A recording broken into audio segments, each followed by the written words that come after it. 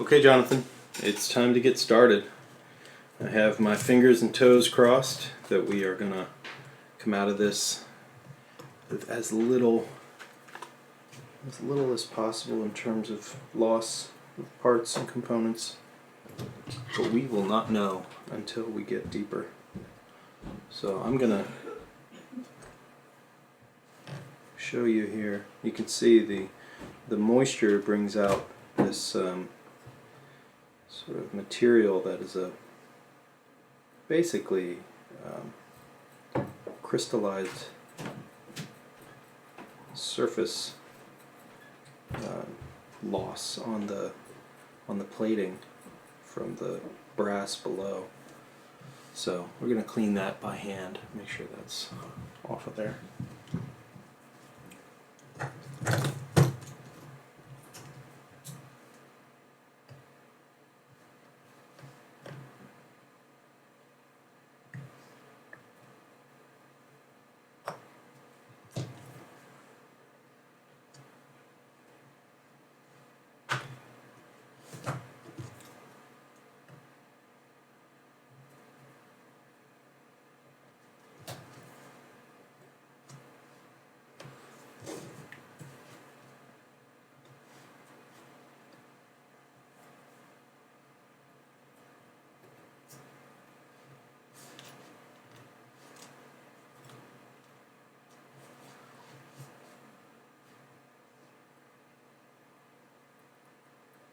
Okay. Well, we're gonna have to do a lot of hand work before we're in the cleaning machine. You can see here presence of rust.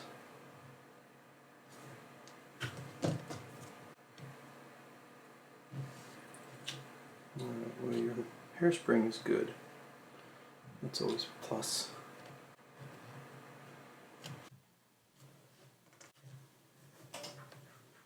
Okay, let's see if we can get... Well, that's always nice to see as well. This can get very badly rusted. It is bent, but not too badly.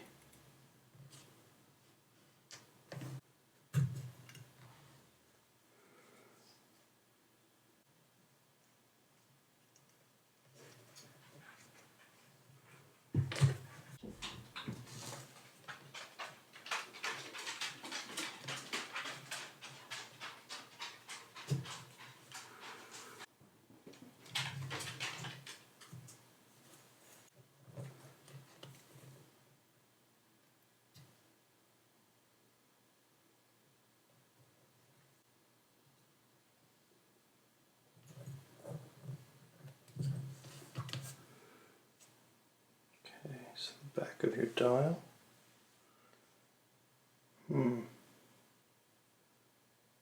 That's a 0.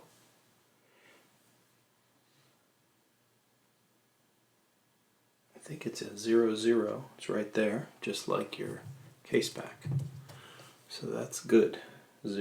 Actually, it's a D. I'm sorry, I kept on saying 0. So this is December 1970, and this is also December 1970. That's good. That's good. Okay, so we're past some of the scary stuff. I see some rust here. Okay, we'll delve deeper.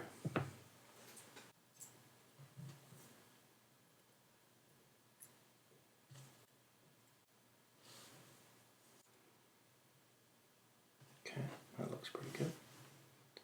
I have to look at all the pivots on all of these components very closely.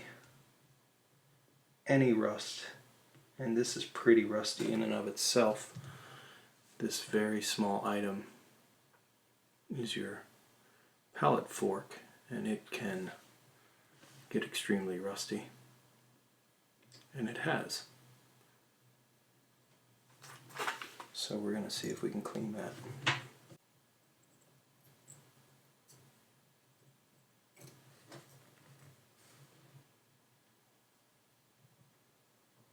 Okay, So here's where the moisture has really accumulated.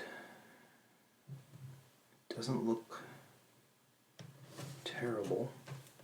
It's bad, but it's not terrible. We can treat some of these things with some solvents that will help remove the rust.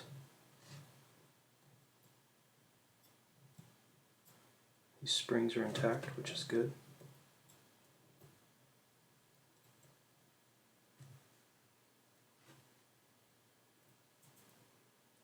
That's your hammer. That I may just end up replacing. I can get these levers not easily replaced. Ooh wee. Okay, so that is very rusted. Oh my. Okay, we're going to have to take a close look at this. This may have to be replaced.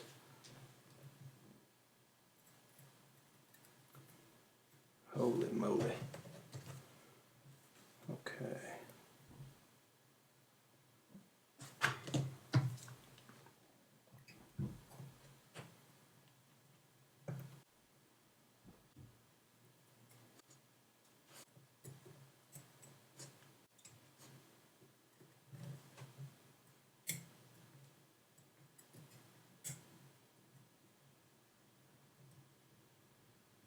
That we're going to have to treat pretty extensively. These don't necessarily contribute to performance, but they have to function. So if they're bad in terms of the bearing surfaces, then we're going to have to replace those potentially. But we'll see. Okay, this isn't terrible.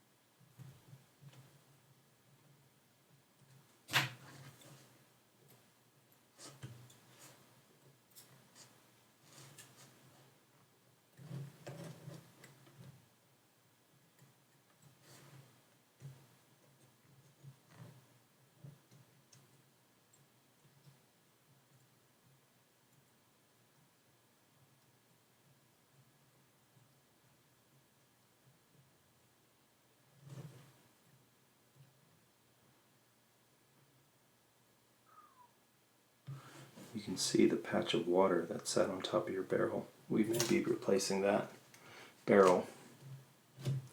This is my biggest concern right here. Ooh. Train of wheels is the thing that has me the most nervous, so we'll have to take a very close look at all of these. And this right here, the heart of your movement, it's got some surface rust, but hopefully, fingers crossed, we can save it.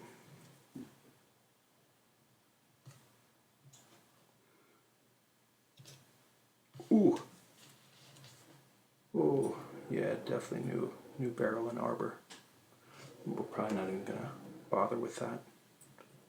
Half of it's sitting here in the form of iron oxide. Goodness.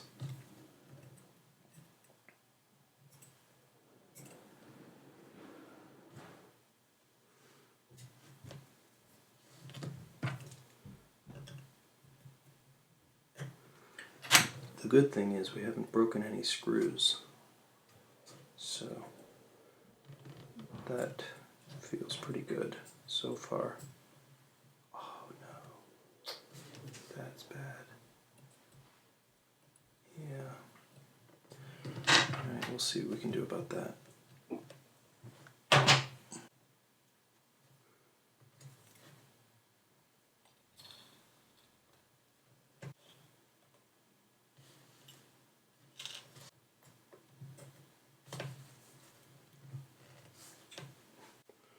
Okay. Again, some of these parts are universal, so we can easily replace them with the parts we have.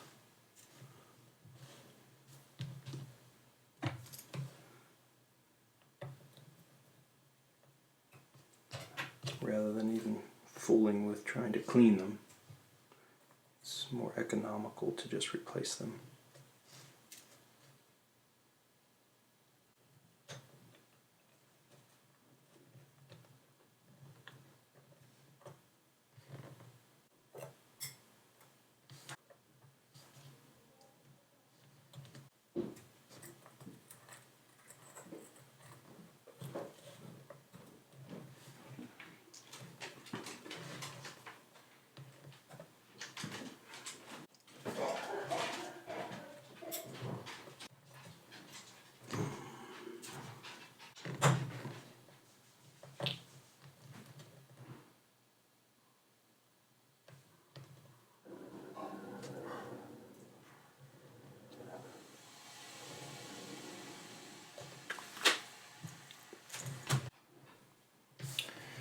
Yeah.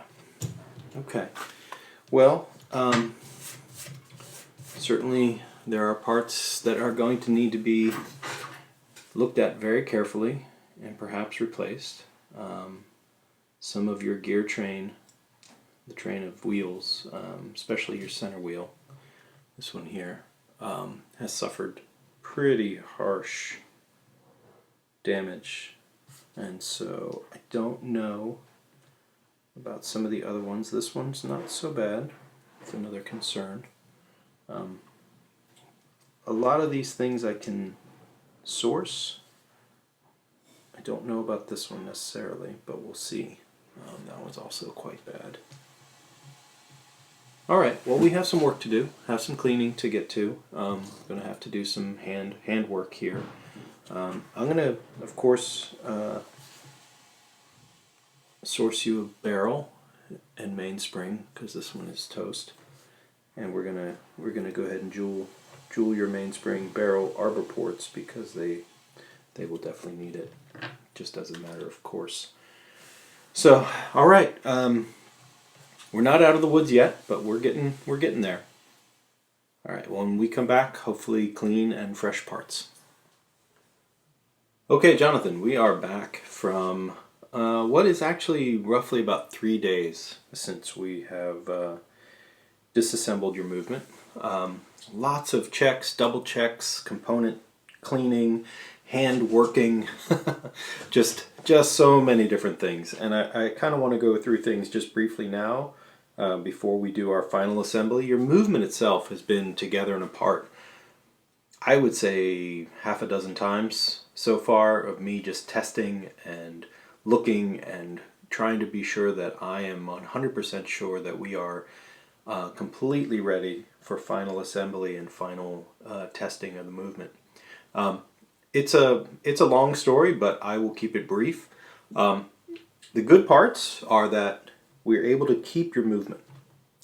And in addition to that, all of the pieces you see here, minus one, which is underneath, which are the train of wheels. These are the gears that make the watch actually run. I was able to keep them as well. The only thing I've had to replace is your center wheel, which is underneath. And that's not a problem. That's actually something that's universal to many different Seikos, so that was straightforward. All of the things that are very specific to your chronograph movement, I was able to fix, essentially, to get them right, and I feel like we're there now.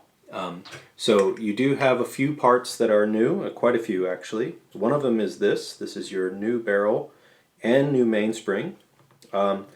Because there is some wear due to the rust that was in the movement, I upgraded your mainspring just a little bit to one that's a little bit stiffer. Adds a little more power.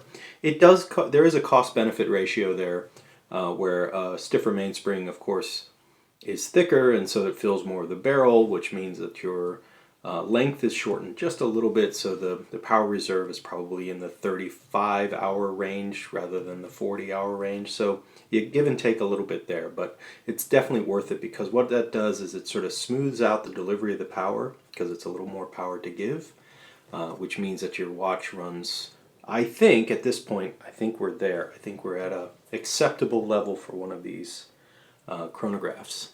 So I'm very happy with where we've gotten to. All of the parts on this bridge I was able to fix and keep. Quite a bit of rust on your levers here, but it's not going to affect the running of the watch, which is good. They will just do their job. So we're going to start to now just go ahead with normal reassembly, and then we'll check the performance.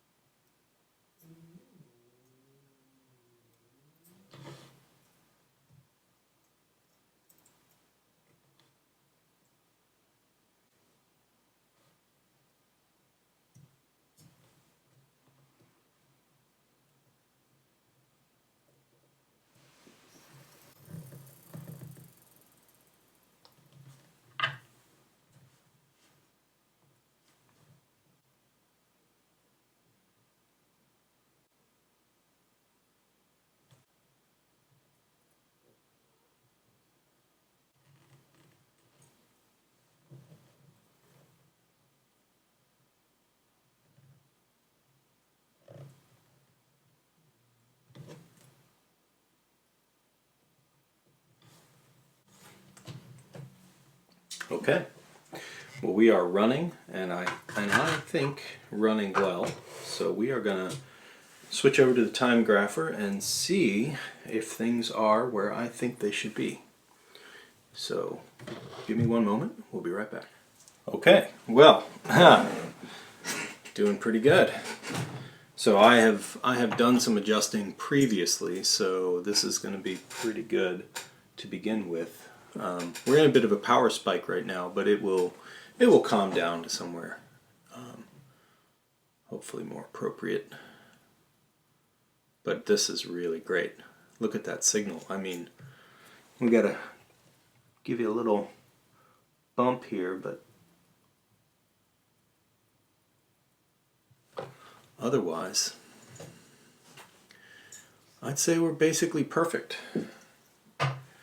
It's amazing how robust these movements can be if you invest the time in making sure everything's right.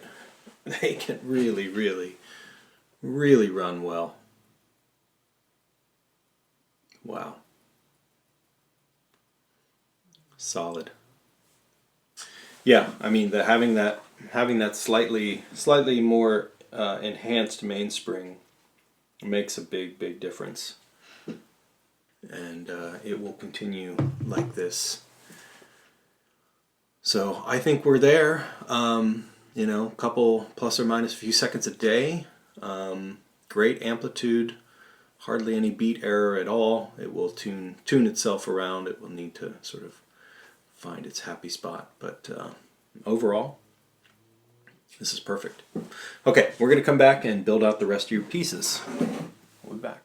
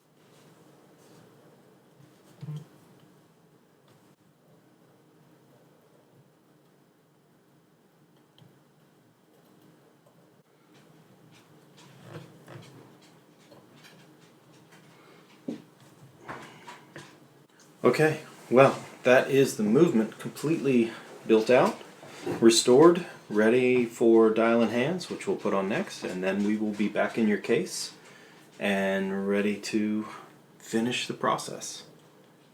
I think this is exactly what we were looking for, and everything's looking great. So I'm feeling really good about what we've been able to do with your movement.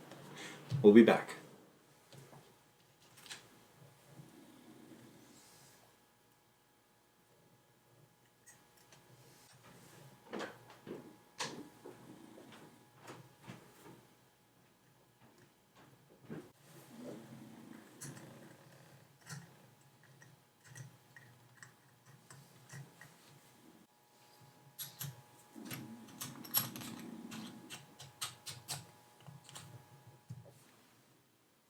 All right, there it is.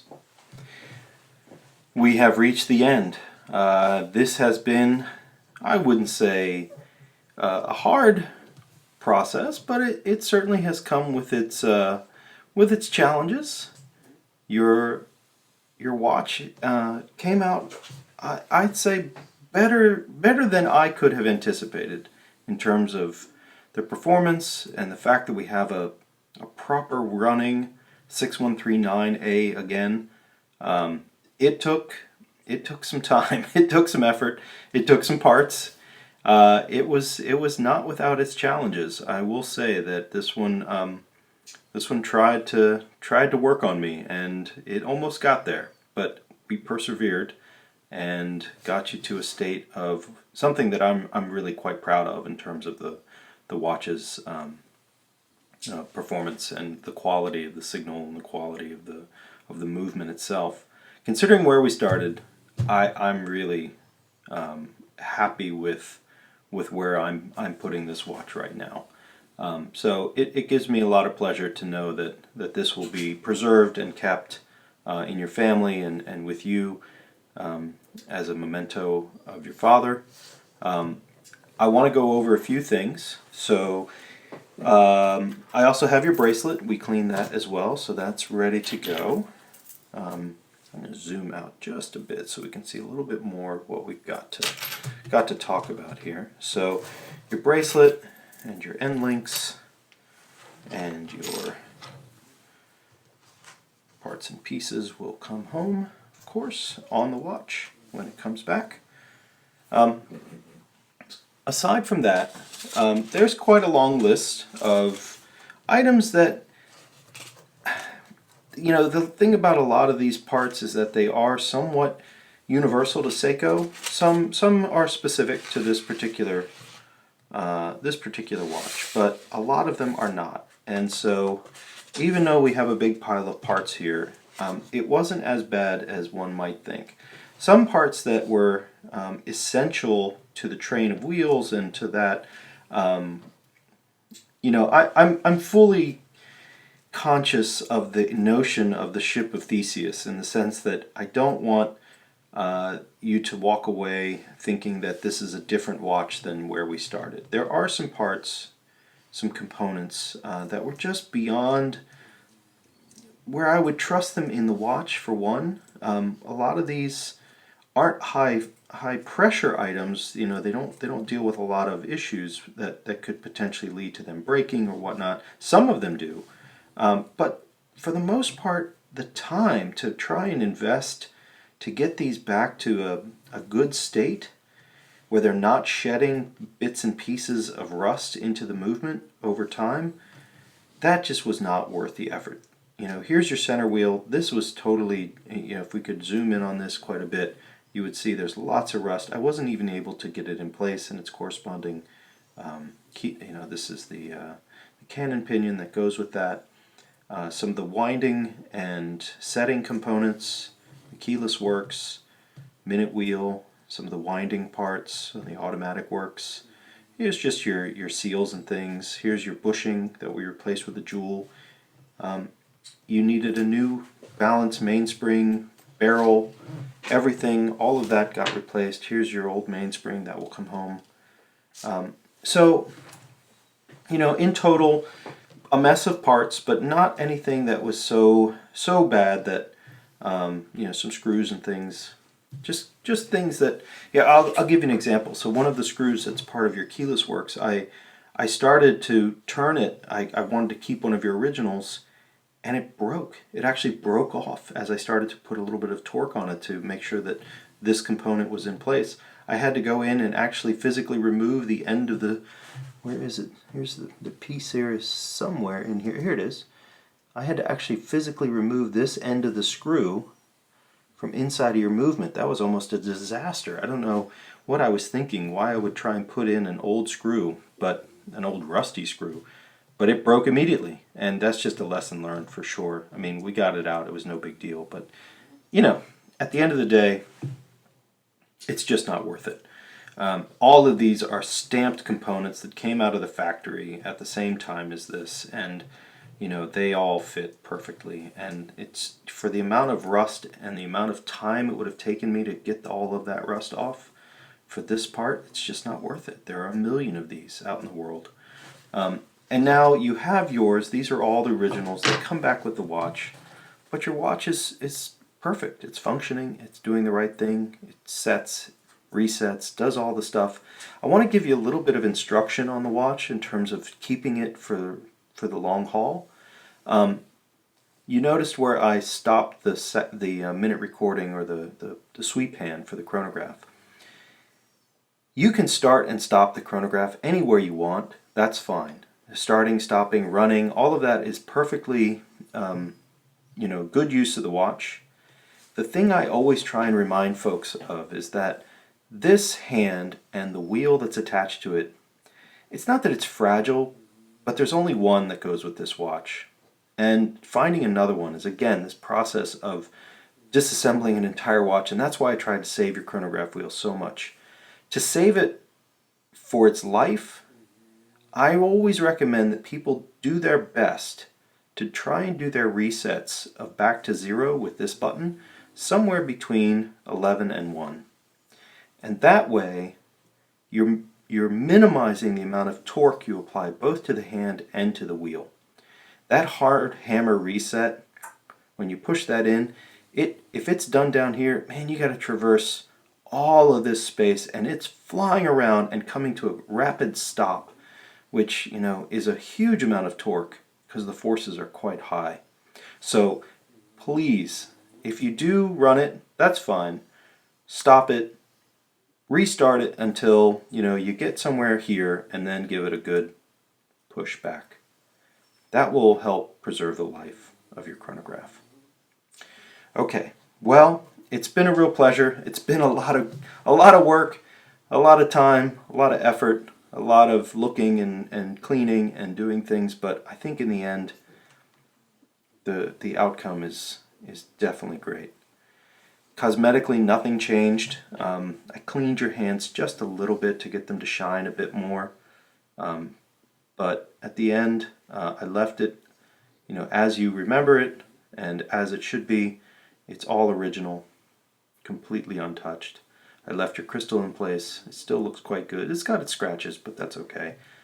I'll get your bracelet put back on, and we'll get this in the mail, and you'll be able to enjoy it. All right. Well, thank you, Jonathan.